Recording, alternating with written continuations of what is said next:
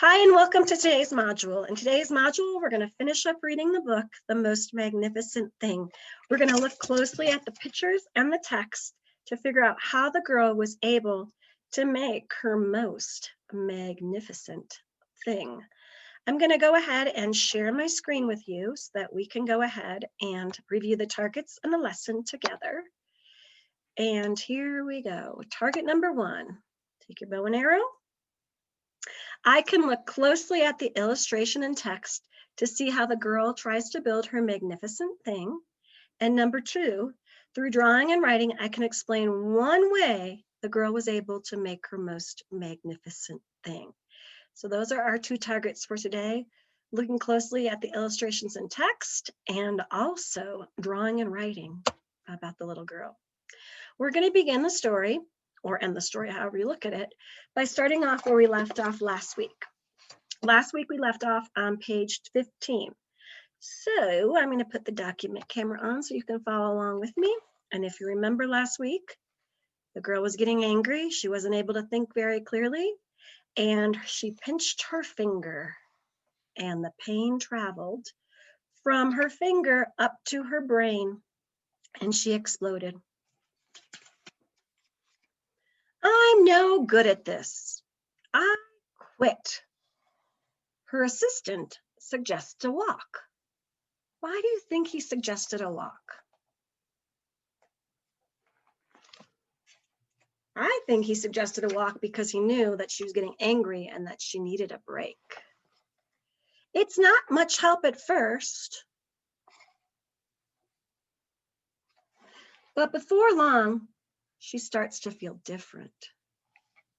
Bit by bit, the mad gets pushed out of her head. As they stroll along, she comes across the first wrong thing she made. The bad feelings are about to start all over again. Then she notices something surprising. There are some parts of the wrong things that are really quite right. The bolts are one, the shape of another, the wheel to seat ratio of the next. There are all sorts of parts that she likes.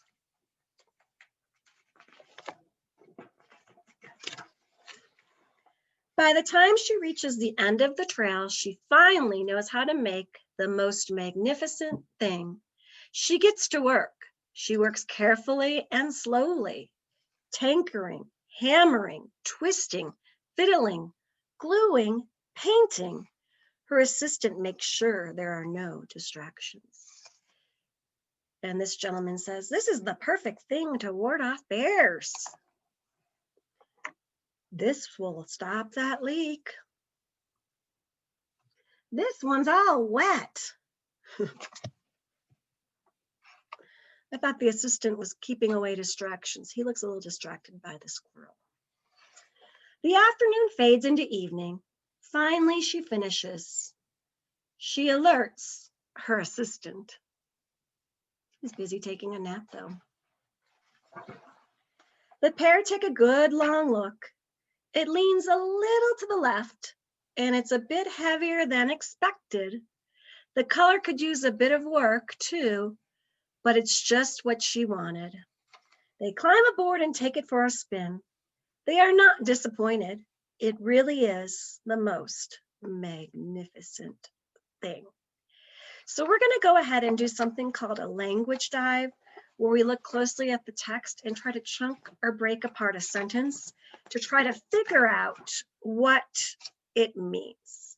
So we're going to look closely at those pictures in the text. And the sentence I want us to focus on is, "It's not much help at first, but before long, she starts to feel different." So look at her body in the beginning. Think about how she's feeling. We're going to chunk that sentence into 2 parts. It's not much help at first. They're talking about the walk. Her head is low, starts to get a little higher. Her puppy's playing with someone and she almost has a little smile. Look at her mouth here. and look at her mouth here. So at first, it's not much help, but as she keeps on walking, but that means it's going to be the opposite. Before long, she starts to feel different. It doesn't really say how she's feeling, but we can tell from her facial expressions that she's feeling quite sad and disappointed here, and now she's starting to get happier. And it ends by saying, bit by bit, the mad gets pushed out of her head. So keep that in mind when you're feeling frustrated with something that you're doing, whether it's school related or Lego related or playing with a friend.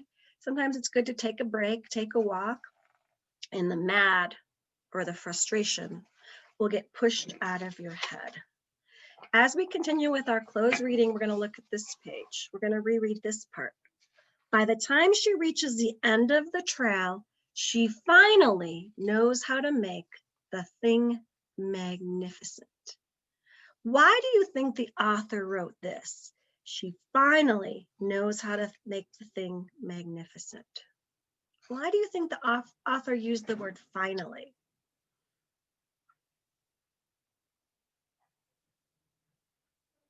Well, if you think about the story, this magnificent thing she's creating wasn't done just like that.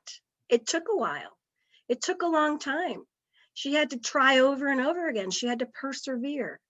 She had to collaborate with her assistant. And by the time she finally got to the place she's in right now, she knows what the magnificent thing will look like. And then let's end on the last page. Look at what she made.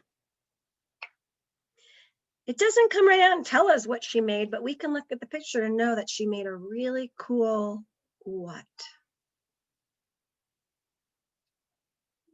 She made a really cool scooter with a sidecar for her puppy. That's what she made. And why do you think it's so magnificent? We're going to talk more in our Zoom meeting today about why you think this is a really cool, magnificent thing, and why both her and the puppy look really, really happy. So that was our story, The Most Magnificent Thing. And again, it was by Ashley Spires. And today we looked closely at the end of the book. We did the language dive where we chunked the sentence. It's not much help at first, but before long, she starts to feel different, into knowing that over time, her feelings changed. Yesterday in module, we talked about feelings and how they can change. And this story shows you that with the help from a friend, in this case, her assistant, the puppy, she was able to change her feelings by going for a walk with him. This is something where we complete the sentences. It says, at first, little girl blank, but before long, she blanked. At first, the little girl, we're going to take this and add it up, collaborated with her dog. But before long, she persevered. I'll put it up there. She persevered and made a magnificent thing. So in this story, there were at least 2 habits of character. I would say 3, but today we're focusing on 2. She collaborated with her dog and she persevered to make her most magnificent thing. So if you look at our anchor chart for the magnificent thing, the very bottom one says she persevered. She tries and tries again. She didn't give up. She kept on trying. It also says she persevered earlier in the story when she kept on trying to make the thing magnificent. She collaborated when she worked together with her dog. And when she decided to make something, she took initiative. So actually, she showed 3 habits of character. And why did she make them? What did she make and why was it so magnificent? We're going to talk about that in class today. But just remember, it's really important that she persevered, and that's how she was able to make a really, really cool, magnificent thing for her and her dog. So today, your response is this question. How was the little girl able to make such a magnificent thing? Remember, some of the words we used today were she persevered, she collaborated with a friend, she didn't give up. Maybe you could draw the picture of her with the dog and her magnificent thing. You know, that might be a good picture to draw.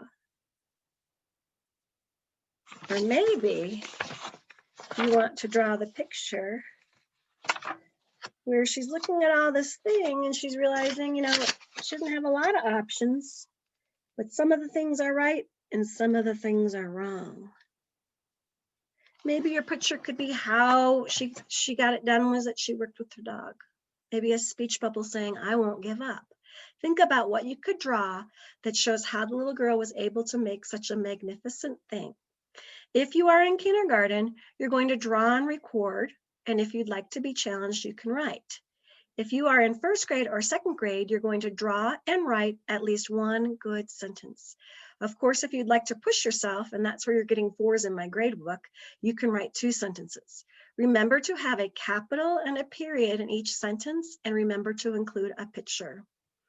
I look forward to seeing you at our Zoom meeting today. Again, kindergarten at 9:45, first grade at 10, and we'll be talking about why the thing she made was so magnificent, and then also sharing your written response to how she was able to make something so magnificent.